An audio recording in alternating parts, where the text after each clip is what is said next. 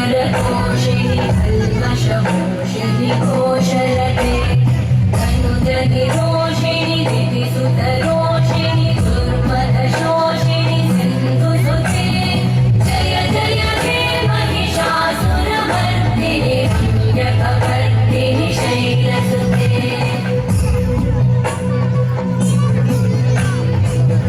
जगदम्ब मदम्ब कदम्ब वन प्रियवासिनि हासरते शिखरि शिरोमणि भृङ्गहिमालय शृङ्गनिजालय मध्यगते मधु मधुरे मधुकैटभगञ्जिनि कैटभगञ्जिनि रासरते जय जय हे महिषासुरमर्दिनि रम्यकपर्दिनि शैलसुते